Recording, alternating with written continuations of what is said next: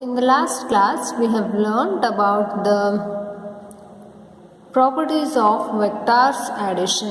So, in this class, let us try to understand the subtraction of vectors. So, the next topic is subtraction of vectors.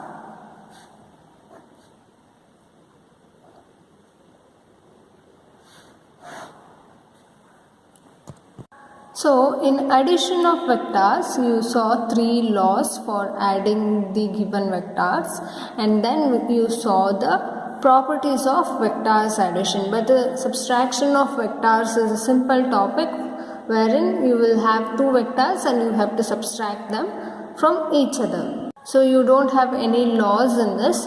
So, let us subtract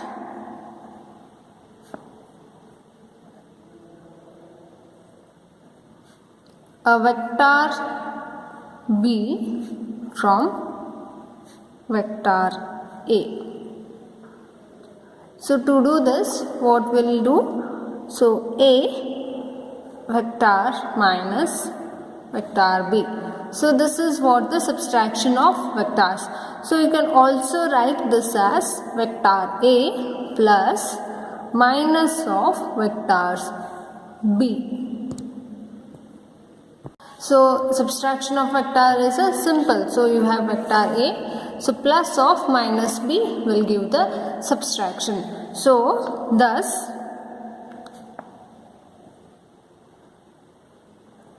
subtraction of a vector b from vector a is equivalent to adding vector minus b in vector a.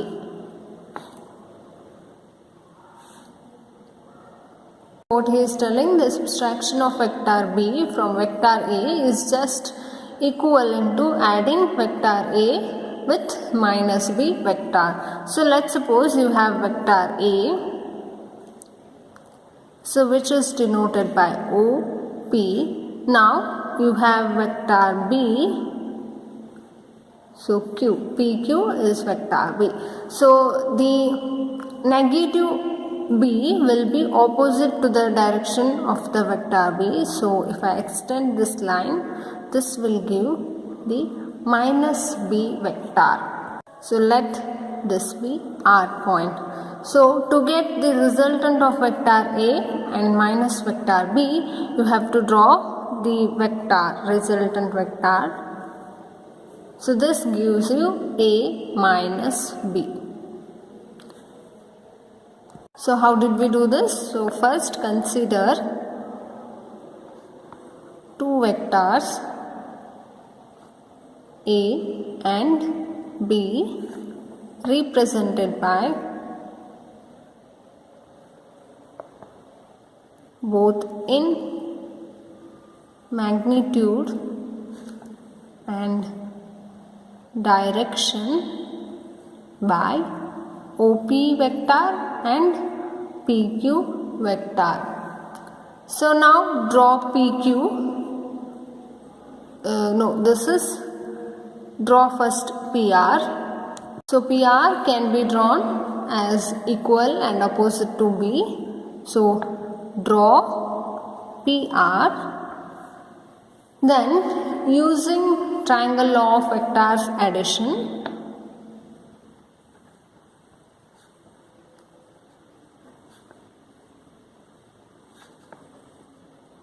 what you can write? OR is equals to OP plus PR. So, OR vector is equals to OP plus PR. So, OR is what? Resultant vector R, and this is equals to OP is what? Vector A, and PR is plus of minus B vector. So, this can be written as A minus B. So, that is what we got here. So, in the diagram, we got the resultant vector of vector OP and PR as A minus P. So this is the concept of subtraction of vectors. So the next concept is the zero vector or null vector. So when do you say the vector as zero vector? So whenever you have a vector whose magnitude is 0 and has no sense of direction, then you call it as a zero vector. So zero vector can be defined as what? So zero vector is a vector whose magnitude is 0 and has no sense of direction.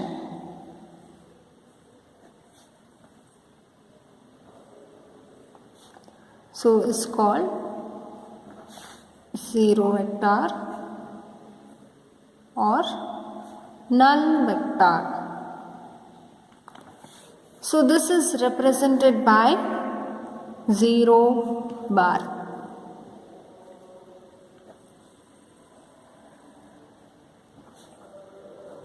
0 on top of it, arrow. So this is the zero vector. Zero vector has got no magnitude and it has got no sense of direction. So that kind of vectors are known as zero vectors, and it is also known as null vector. So zero vector can be represented by 0 and arrow on top of it. Next is properties of zero vector. So let us understand what are the properties for this zero vector. So now from the first property you can say, so from the definition itself you can say its magnitude is 0 and has no sense of direction.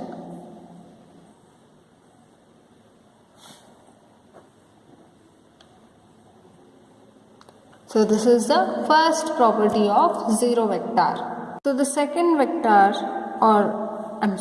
the second property is addition or subtraction of zero vector from a given vector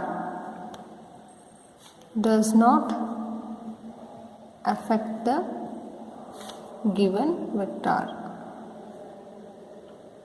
So for example, you have vector A. If you add this vector A with the zero vector, what you will get? You will get the same vector, that is vector A. So another is you have vector A again, and if you subtract the zero vector from A, then what you will get? Again you will get A. So addition or subtraction of zero vector from a given vector does not affect the given vector. So this is the second property of zero vector. Third property is a zero vector multiplied by a scalar number gives the zero vector.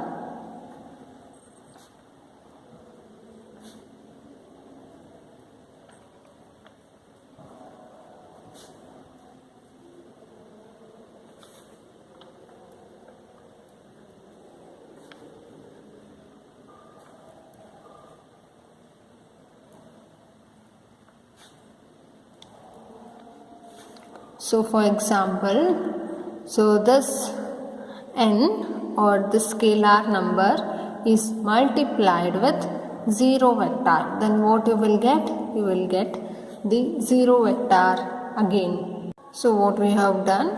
We have multiplied the scalar number to the zero vector and then we got the zero vector. So if you observe in all these three operations, the result is a vector quantity. So this is not the scalar. So the addition operation, subtraction operation and the multiplication operation resulted the vector quantity, not the scalar quantity. So now let us see the physical meaning of zero vector.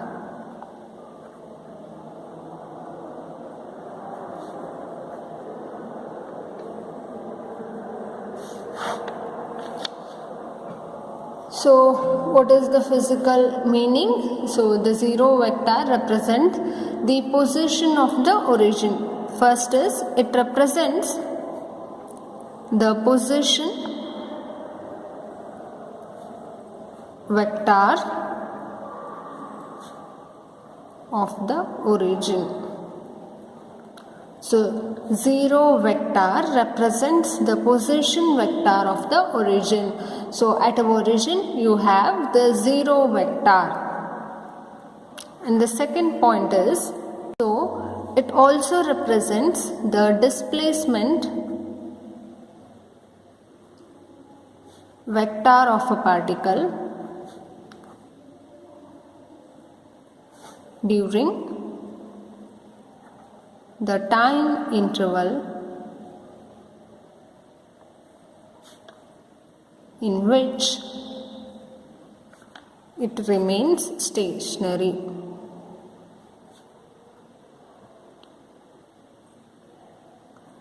So, the displacement vector of a particle during the time interval in which it remains stationary can be represented by the zero vector. And the third would be the velocity of a particle having zero displacement or having no displacement.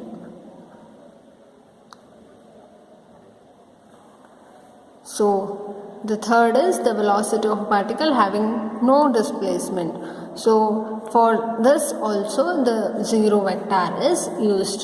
So thus the concept of zero vector helps us to represent a physical quantity in number of actual situations. So here are the three physical meaning of zero vector. So now let us understand the resolution of vectors.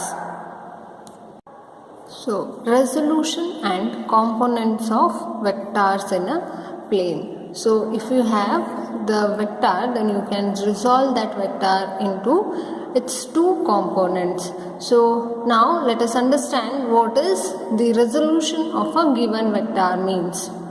So resolution of vector.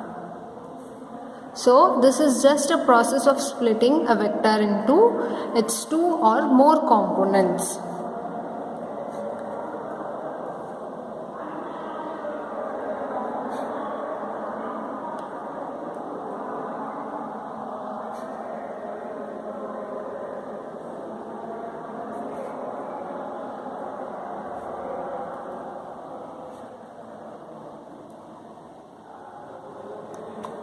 So this is known as the resolution of a given vectors, and the parts so obtained are called components of the vector. So after resolving you will get the parts, and that parts are known as the components of vector. Suppose you have the vector A. So here you have vector A. So in order to resolve this into 2, what you will do, you will draw the components along the direction A and direction B. So this component of vector A in a direction A is this, and in a direction of B is this. So these two are the components of the vector A. So now let this vector A be represented by OQ vector.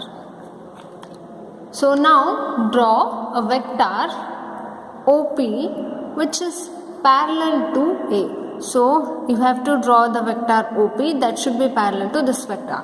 So OP you have to draw, and this OP should be parallel to vector A. And now draw the vector PQ, and this vector should be parallel to the component of vector A, that is B.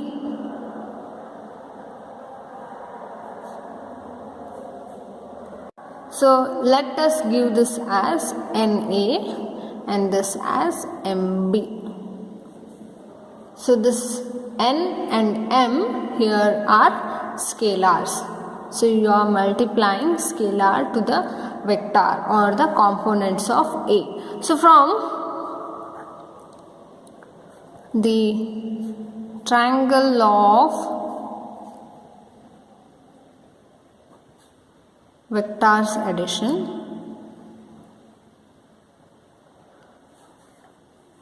so for OPQ you can write OQ is equals to OP plus PQ. So this vector here OQ is equals to what? OP vector plus PQ vector. So this we wrote by considering the triangle law of vectors addition. So we know OQ as vector A. This is equals to OP. OP is what? NA. So N is a scalar. So you need not to put the arrow mark on top of the N. Here A is a vector. So you are representing it by the symbol arrow mark on top of A, plus M is again a scalar and B is vector. So N and M are scalars, and the vectors NA and MB are the components of vector A.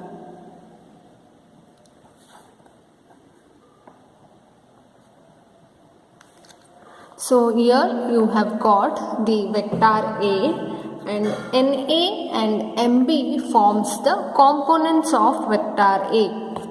So we have splitted this vector A in two components, NA and MB. NA and MB are again a vector, but these two vectors are multiplied with the scalars N and M. So therefore we can say the vectors NA and MB are the components of vector A. So next topic is rectangular components of vector, or this can also be written as the resolution of vector into two perpendicular components.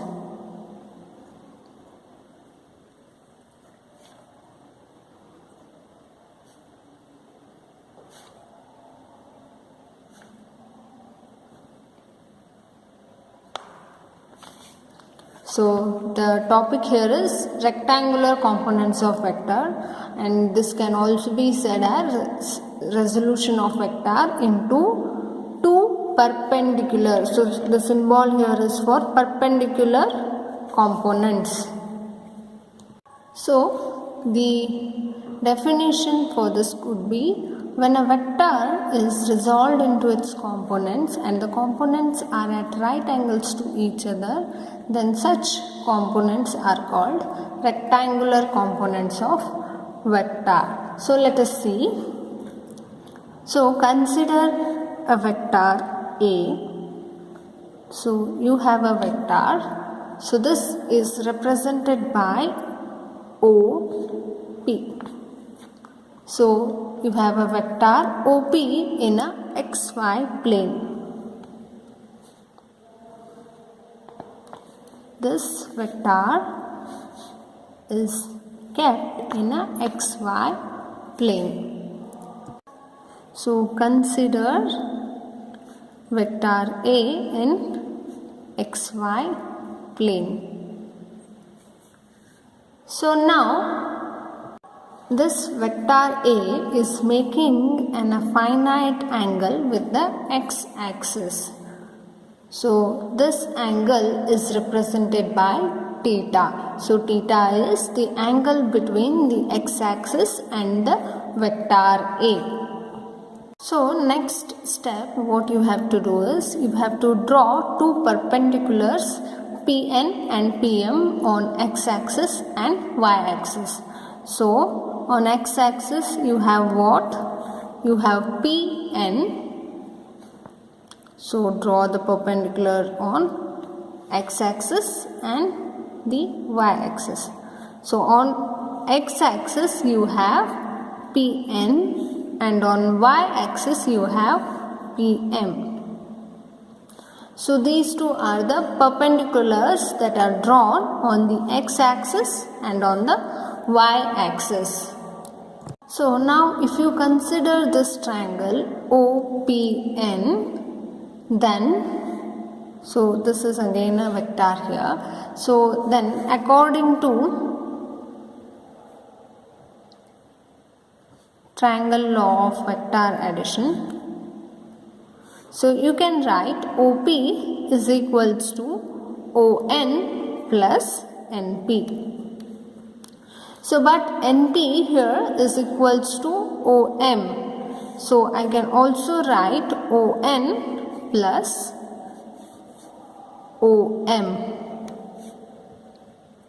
Why? Because, so this is clear from the diagram, NP is equals to OM. So now if you denote ON by AX, so this AX is the component of A along x-axis and AY will be what? Component of A along y-axis.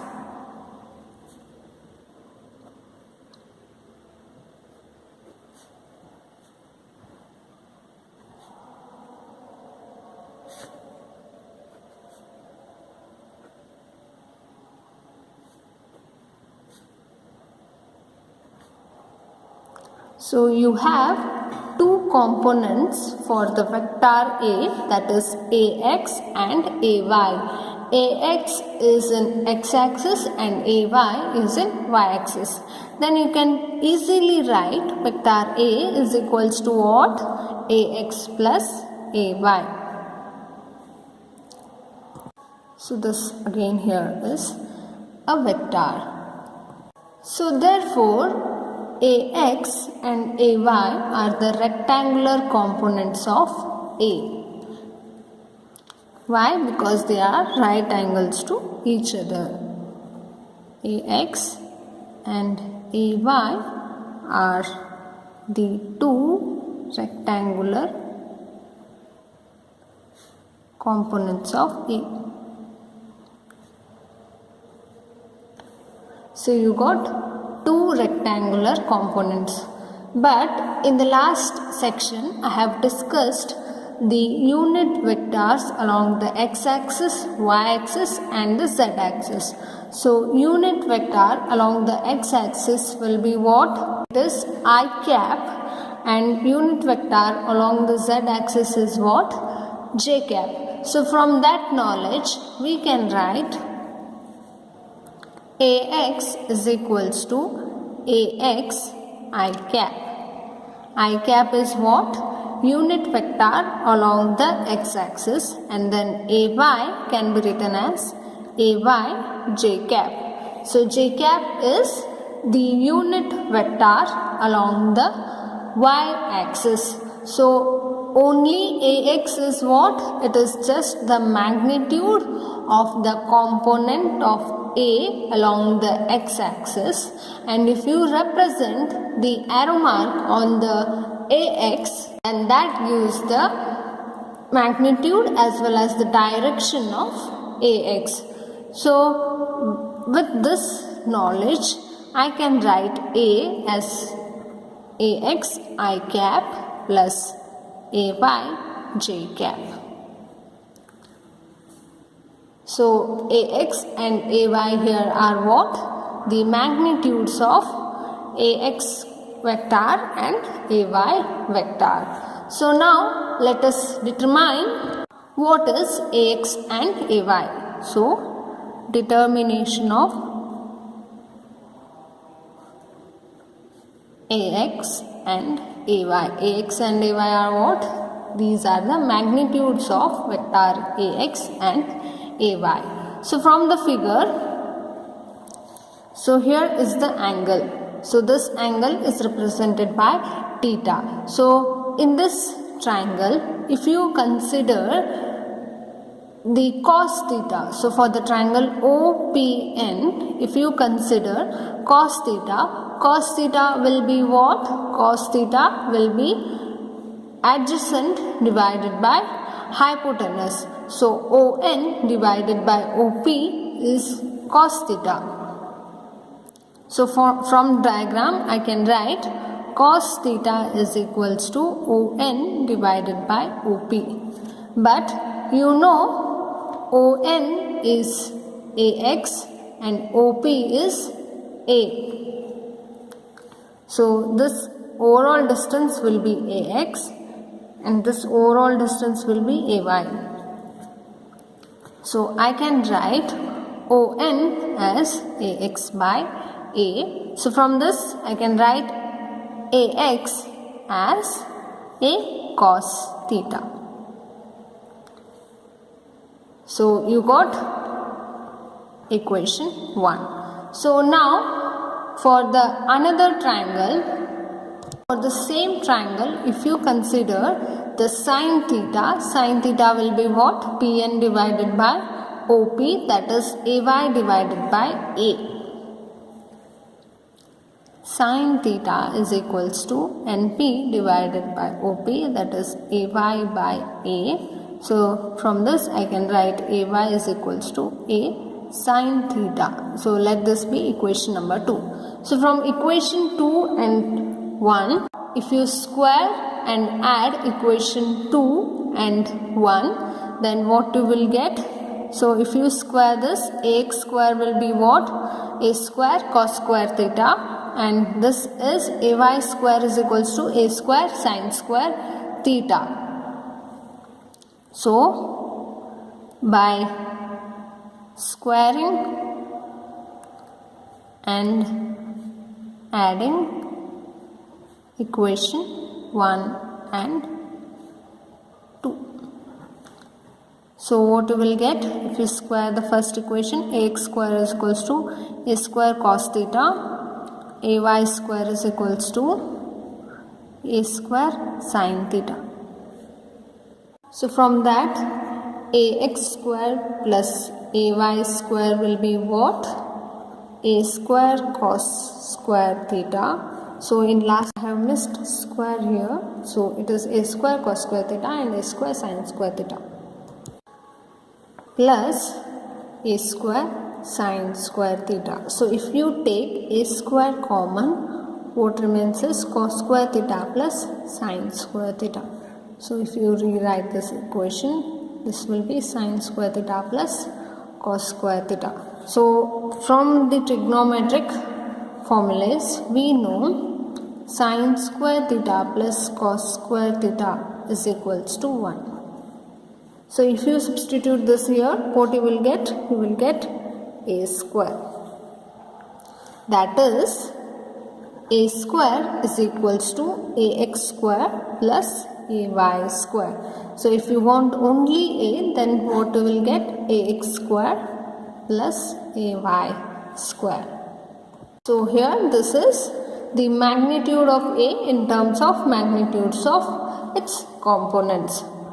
So which is magnitude of a in terms of the magnitudes of its components.